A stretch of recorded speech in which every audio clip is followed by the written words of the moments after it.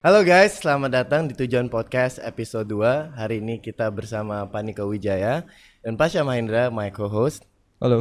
Halo, Hai. gimana kabarnya hari ini? Baik.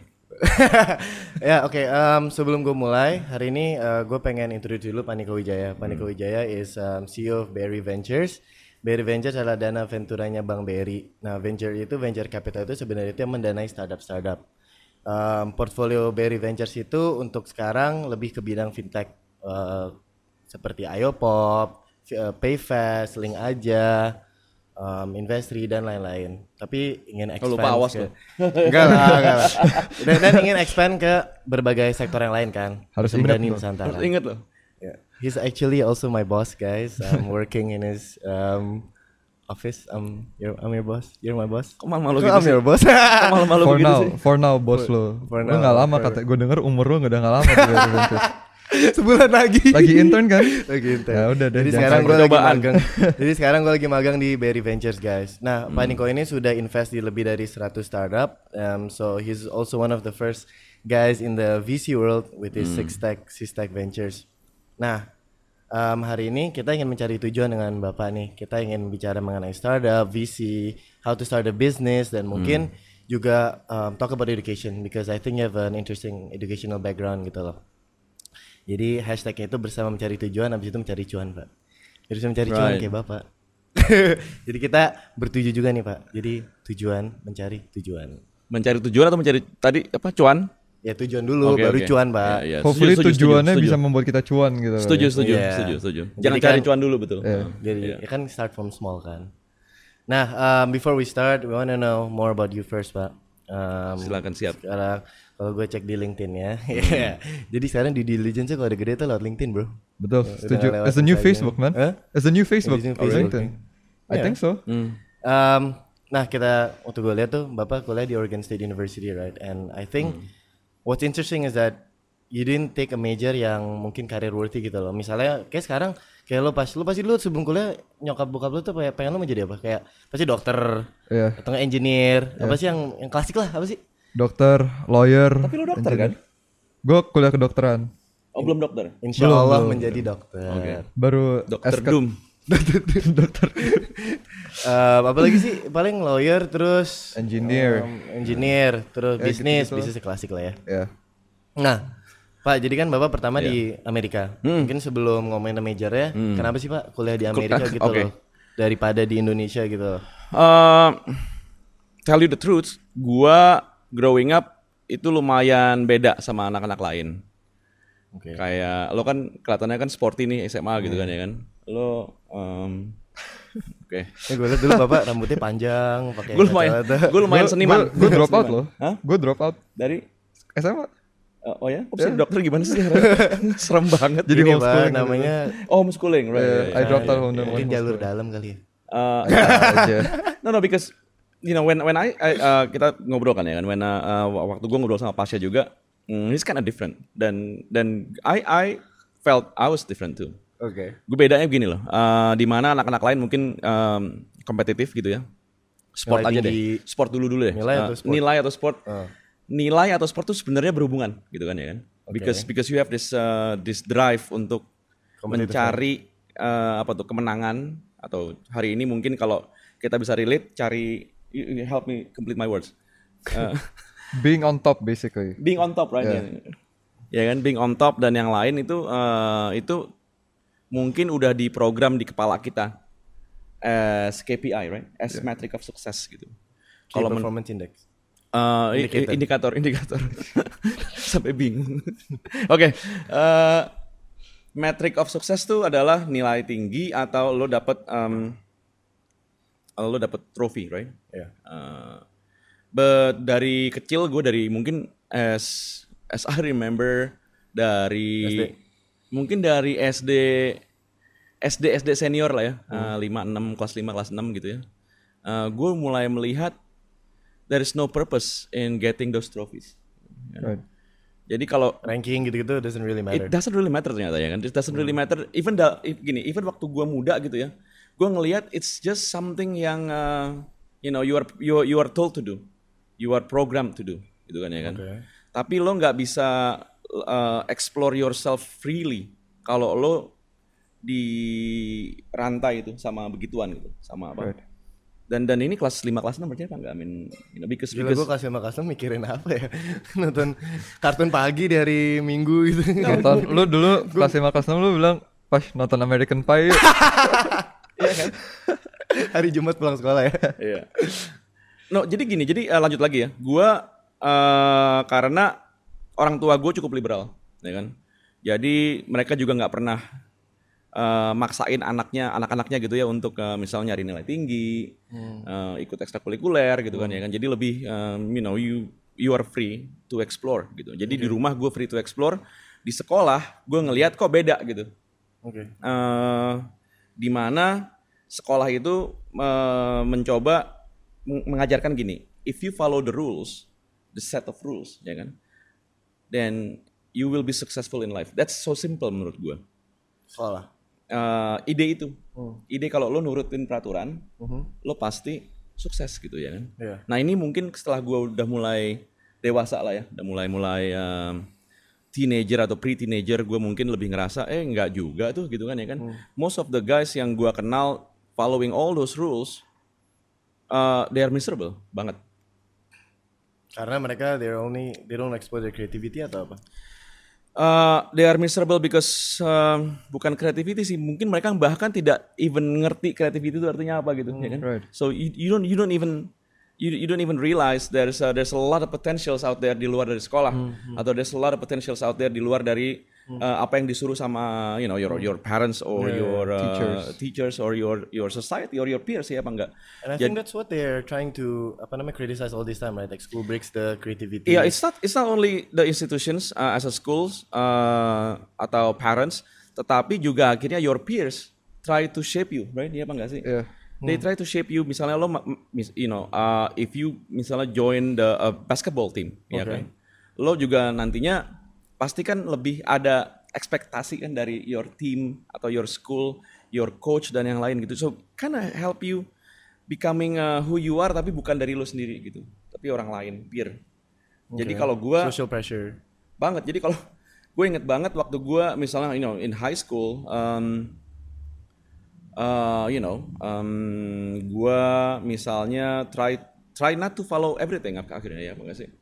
always try to be different, guys. Bukan try to be different, emang udah different gitu. Buat apa gue ikutin yang ini gitu? Because it's really painful if you are out there and you are forced to be accepted gitu kan ya kan? Yeah. Dan it's quite difficult growing up. Does that mean that you get a good you didn't really do extracurricular? Bedanya tuh gimana? Kayak did you get a good grade? Did you take like No. Gue C students lah. C students? I'm Tapi a nggak C sampai student. merah lah ya, nggak sampai merah lah ya. Merah biru jadi akhirnya jadi C student gitu kan ya. Just like him, this guy. Nggak, tapi tadi kenapa gue sekolah luar kan, because I know that I will not be accepted here. Yakin di negeri pasti nggak bakal dapet, ya kan? Dan lo kalau misalnya ke universitas swasta, most likely itu gue ngerti juga gitu ya, berat juga sih, ya kan? Berat dalam arti gini, I don't think they care much about you too, right? Kalau You misalnya just care about the system. di sekolah-sekolah yang B gitulah ratingnya gitu kan ya kan. Jadi gue pikir untuk gue sendiri pribadi, the way I'm making hari itu leapfrog mungkin harus keluar gitu kan ya kan. Dan So it wasn't your parents' decision, it was your own decision. No, I mean kalau my parents' decision jelas juga ada gitu. Most of my cousins semua sekolah di Amerika, ya kan. Jadi udah ada tuh model bisnisnya. Jadi anak ini lulus SMA terus Harus ke Amerika. ke Amerika atau ke Inggris gitu kan. Udah ada kayak presidennya juga kan, udah bisa dilihat kayak di Amerika kayak gini. Jadi I bet ada sense of comfort juga masuk. And both of my parents they are the younger siblings, right? My dad mungkin 7 dari 9 gitu. And my mom was probably like 3 dari 5 gitu. So it was younger siblings. Jadi ada model sebelumnya gitu loh. Ada this cousin and that cousin itu sekolah di sini dan pada pulang terus jadi apa gitu. So I guess it's kembali lagi nih, it's kind of coded too. In percaya apa enggak, tadi gue pengen coba berbeda sama yang lain atau mungkin udah berbeda tapi gue nggak mau masukin ke diri gue ke dalam hal-hal yang mainstream, tetapi it's coded in me. Jadi waktu gue kuliah, gue masuk enrolled as industrial engineering student, teknik industri, percaya apa enggak? Tanpa gue sadar loh itu, tanpa gue sadar, cari jurusannya apa, terus most of my cousins are engineers gitu kan ya kan, so gue jadi ikutin gitu loh, tanpa gue sadar nih. Tapi kayak apa namanya? Digitek IPA atau IPS gitu zaman dulu udah ada kan IPA? Iya, IPA. Oh, anak pinter dong berarti Pak. In school. Even moron can do IPA, right? I don't know. I don't know. I think it's pretty doable lah.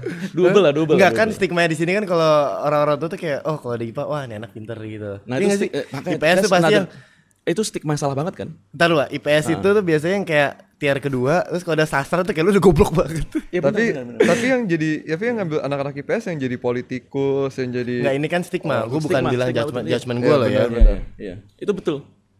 Kenapa? Mungkin karena orang tua kita gitu ya, atau the older society atau older generations gitu, mereka kan lebih mengalami kehidupan yang tidak seperti yang enggak abundance lah seperti kita, my parents was born after Indonesia got independence misal. Dan hari itu kan everybody is starting dan Indonesia was like apa hari itu baru bangkit dari dari 350 tahun dijajah Belanda, dan rasanya memang akhirnya gini, kalau lo sekolah make sure sekolah itu yang bisa ada relevansinya. Top of the hierarchy lah. Top hierarchy gini, if you are anak IPA misalnya, most likely you will understand IPS. If you're anak IPS, most likely you will understand sastra lah misalnya. There's a hierarchy of education misalnya, ya kan? Because it's much broader di atas, ya kan? Untuk lo belajar. Makin bawah kan kalau lo lihat tadi kan seperti lo bilang ada sastra dan yang lain-lain, semakin sempit kan sebenarnya kan? Itu penjurusan kan? Bawahnya lagi mungkin pariwisata dan yang lain, which is a more vocational educations. Ya kan? It's not necessarily bad, tapi it's not necessarily bad. You're narrowing down your options, right? Yeah, your options. Right? Although gue juga lihat anak-anak yang pernah sekolah pariwisata gitu ya, juga sekarang jadi yang lain gitu, ya kan? Tapi kan hari itu gitu. Tapi so why did you take jadi industrial engineering bisa antropologi itu kenapa? Karena because tadi gue sadar lagi gitu, ternyata this is not for me, ya kan? When was that? Kayak sadar yang kayak ternyata ini bukan gue, kayak setelah setahun kuliah. No, after like 3 years. 3 years? Ya. Gue udah about to graduate, I think tinggal 2 semester lagi. Terus did you tell your parents atau apa, and how did they feel about it? Again, they are liberal parents to begin with. Jadi mereka cuma mikir anjing bayar lagi gue. Di Amerika beda. Amerika kuliahnya tuh sistemnya tuh lebih jauh lebih modern, ya kan? Jadi dalam arti gini, all your credits is transferable. Kalau di sini kan enggak tuh, lo harus ngulang dan yang lain. They have a more mature education system. Jadi di sini kan ada batas kalau nggak salah 7 tahun, kalau lo nggak lulus lo keluar. Di sana kan you can like take 20 years. To be fair, universitas mereka juga udah berdiri ratusan tahun juga kan. Di sini kita masih very new. Very new. And then kalau gitu, out of all the majors you could go to, why did you choose anthropology? Because I like the narrative, I like the story. Ternyata gue baru sadar gitu ya setelah 3-4 tahun kuliah gitu, that I'm quite visual, in understanding the behavior, the apa tuh, society, the context, right? The context of knowledge misalnya. Right. Gue orang yang lebih terpancing kepada narasi daripada how to do it, gitu loh. Mungkin gue lebih kepada why dibanding how. Engineering biasanya it's exploring on how things work. How things work, how ini dan yang lain-lain. Tapi nggak pernah menanyakan why it existed, right? In the first place. Why why people are doing such things kayak gini. Jadi gua pikir sebelum antropologi juga ada eksplorasi juga. Ke filosofi, ke I took a lot of liberal arts courses hari itu.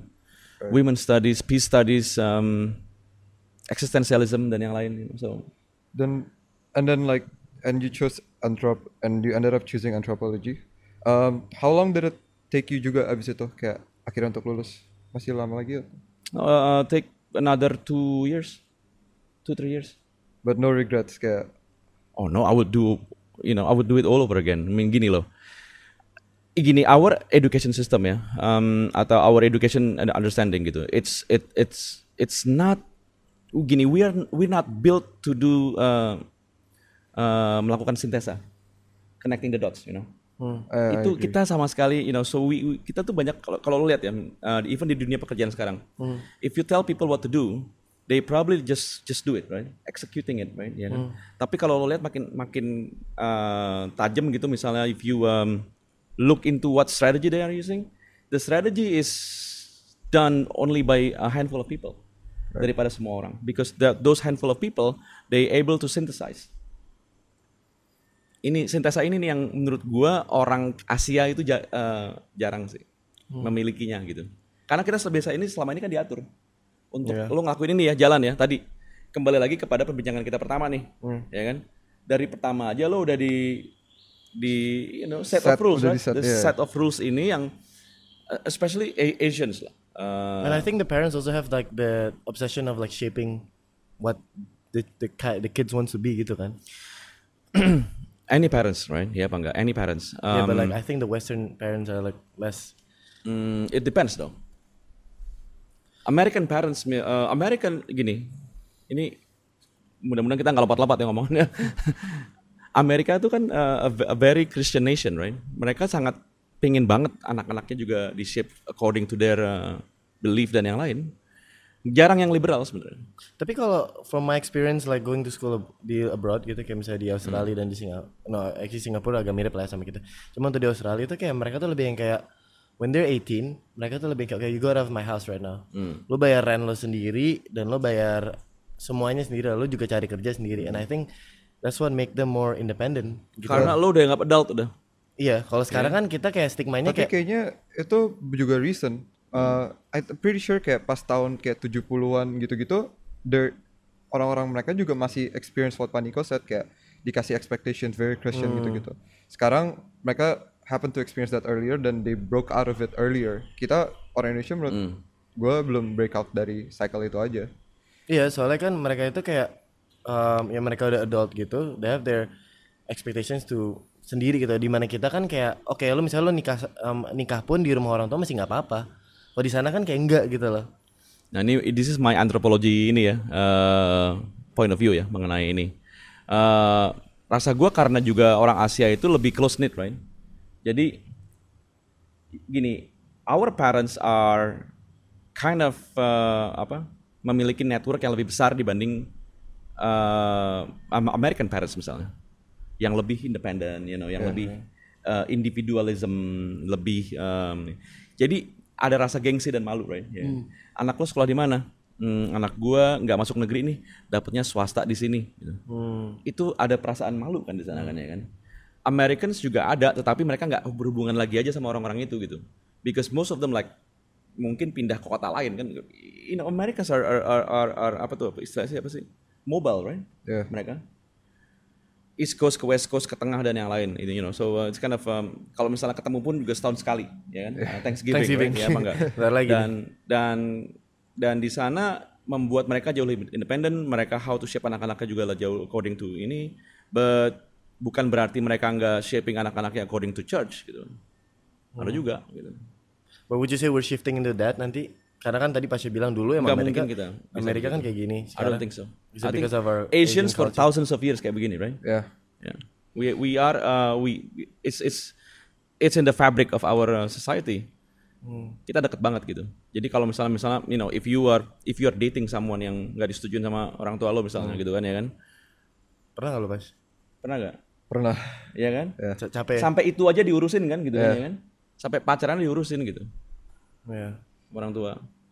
But let's bring it back a bit ke tadi. So like anthropology kan kita udah ngomong anthropology. Tapi I find it like very polarizing juga kayak anthropology. Tapi sekarang what you delve in is not, well, I don't know ya. Maybe it's not really correlated.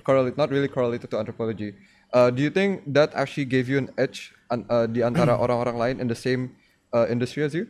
Nah gini, anthropology itu kan kayak you study about human behavior, No, itu psychology, bro. Oh sorry, not like the past, present, and the future. Anthropology is studying segments of people sebenarnya, ya kan? Okay. About how we deal with social and cultural ini kan? Yeah, how people evolve, how culture evolve. Yeah. How culture evolve, how people use technology dan yang lainnya akhirnya bisa dibawa menjadi corporate culture sebenarnya kan. Okay. Dan bagaimana how technology now shaping our life, which is sekarang kan kita ngerasa banget nih ada yang namanya apa tuh istilah itu,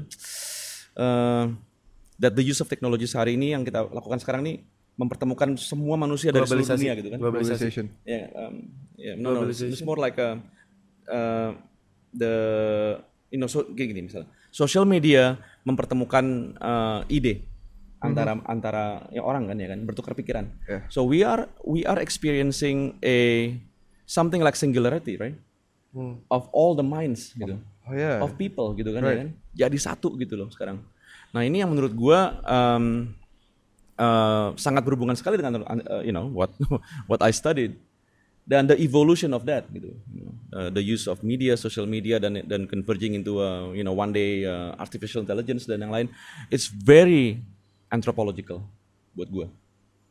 So would you say you're an advantage then because you studied that dan sekarang you're dealing in the industry? Yeah, I have an MBA degree too. Gue setelah again this is something yang decoded di kepala gue juga nih. Kalau udah lulus apa yang lo mau, setelah itu lo cari yang aman dong gitu ya, apa nggak sih? Yeah. So I took business school lagi setelah itu. But my business school nggak akan relevan kalau gue nggak pernah ngambil ini gitu. Jadi ada orang yang ngambil jurusan ini gitu kan tanpa menanyakan why. Gue ambil bisnis kenapa? Because ambil bisnis karena disuruh orang tua gue. Atau gue ambil bisnis biar gue dapat kerja di sini gitu. Atau gue gitu kan ya kan. So the why is not strong enough gitu. Kalau gue why I take business school misalnya because I want to understand how people conduct commerce misalnya, apa nggak sih? From what I learned this tribe that tribe doing commerce in the past, Right. and how commerce evolve, and how exchange evolving dan yang lain. All this ini ada hubungannya gitu ternyata buat gue. Oke, dan kayak apa namanya? Kan we're talking about dari kecil sampai besar, you seem to be like pindah-pindah kan kayak I think I want to be, it's not that you want to be different, but like I think I'm different than the others. And jadi kayak kelihatannya Bapak nyari tujuan di sini, di apa namanya, you try to be different in a way, like ambil industrial engineering, tiba-tiba anthropology, abis itu bisnis, gitu-gitu kan. So, and then it took you like kuliah jadi lama kan. Dan mungkin di apa namanya, in our shoes sekarang banyak nih teman-teman kita yang dengerin sekarang kayak gue mungkin ngambil arsitek sekarang, tapi mungkin gue nggak terlalu suka. You think is it like I don't know, is it normal for like people at our age sekarang to discover tujuan? It takes time gitu loh. It takes time to actually find what we want to do. Ya, I mean gini, tujuan juga evolve, right? Yeah.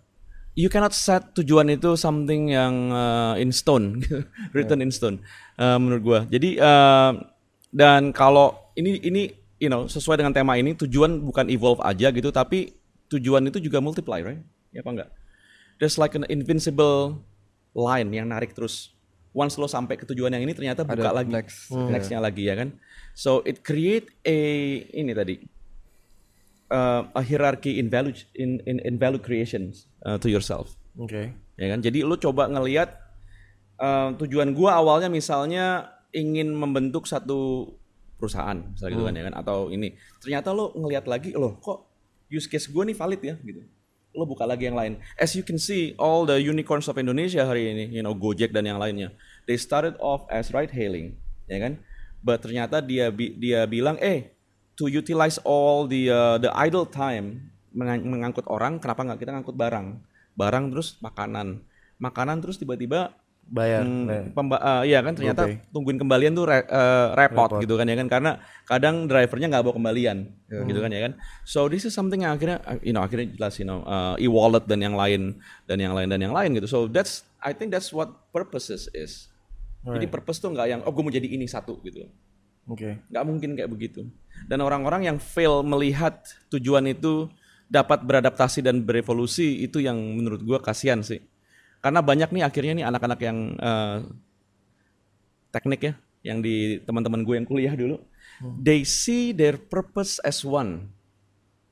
Gue udah ngikutin set of rules. Di depan sana adalah gue jadi sukses gitu loh. Gue jadi insinyur yang sukses. Gue jadi bahkan nggak jauh-jauh mimpinya.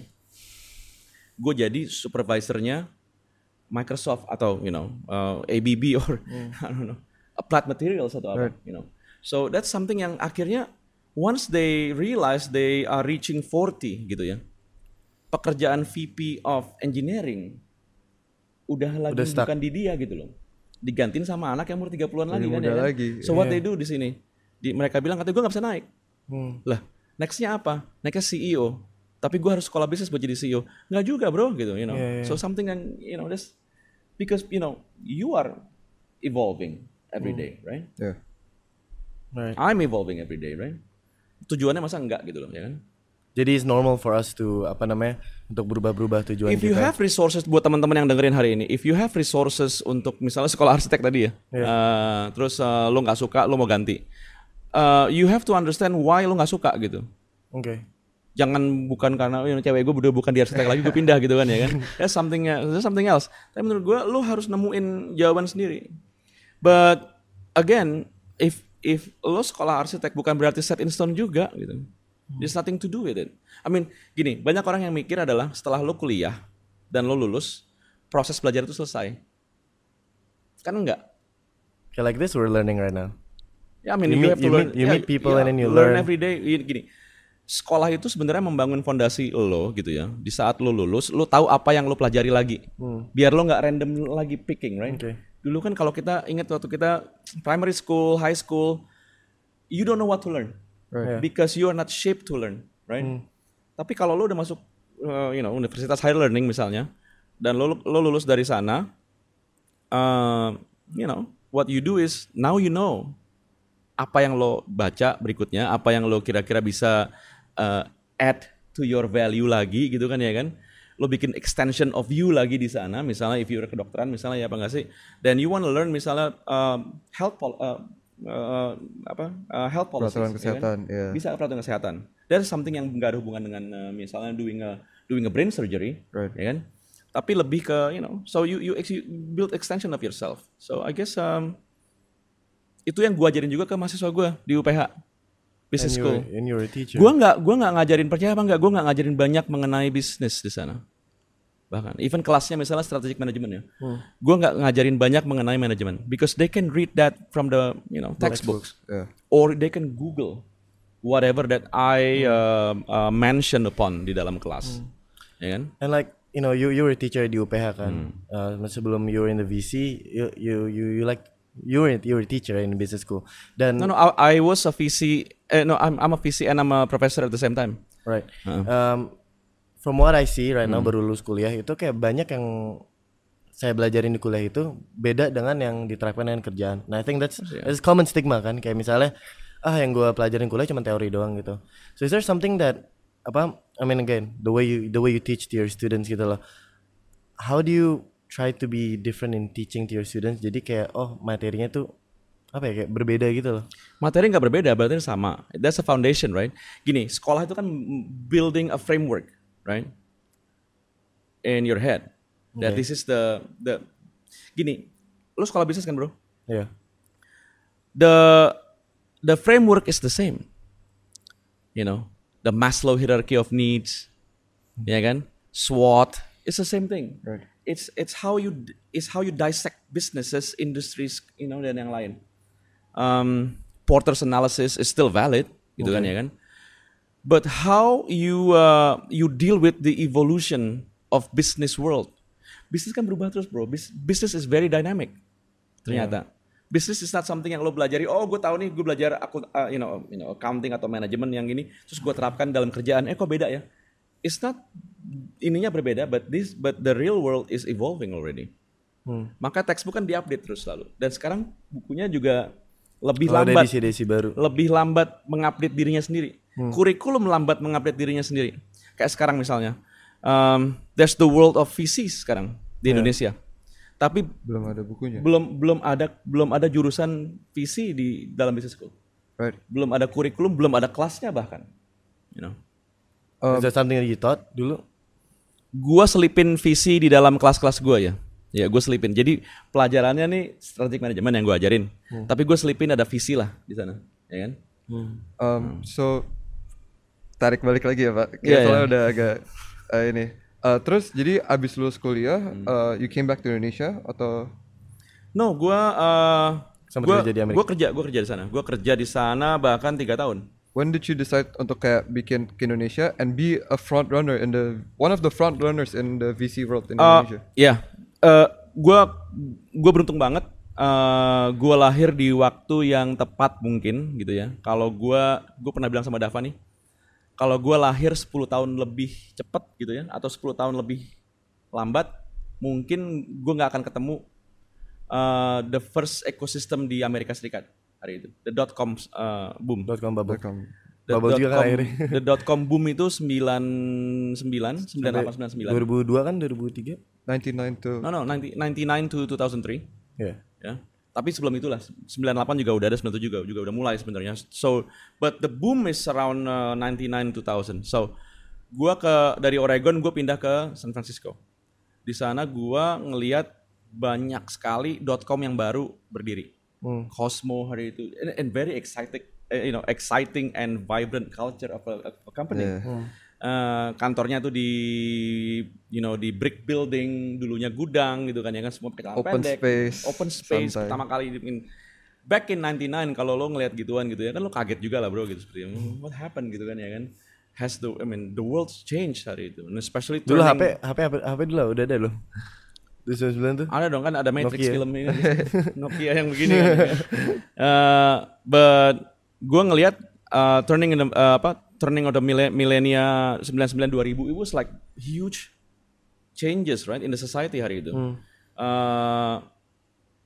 Dan gue inget kalau nggak salah perayaan tahun baru itu bersamaan dengan kekhawatiran kalau Y2K will happen.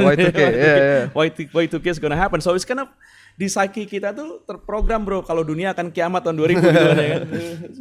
It's kind of fun itu. Ternyata enggak, so waktu dunia nggak kiamat akhirnya gitu ya. Kalau di kalian 2012 ya? Banyak lah, 2020 juga kayaknya. 2020 ya? Endemic. Jadi kalau di gua 99 ke 2000 ketika dunia nggak kiamat, ternyata explosion, right? Yeah. Like this new era of digital, the new era of companies, gini bla bla bla. So I guess itu sih bro, gua beruntung banget. Gue bisa experience kerja di startup pertama kali di Amerika waktu umur gue masih mungkin 23, 24, so I was really young hari itu ya kan, dan melihat gituan seperti yang terpana gitu loh, tau gak sih? Wow gitu. The CEO tuh beda banget, CEO-nya pakai celana pendek gitu kan ya kan, CEO-nya pakai baju robe kayak begini gitu kan ya kan. Terus CEO banget ya ini berarti ya? Oh iya. This is how we dress. This is how the Silicon Valley culture influence me. Zaman dulu Silicon Valley-nya bukan sekarang.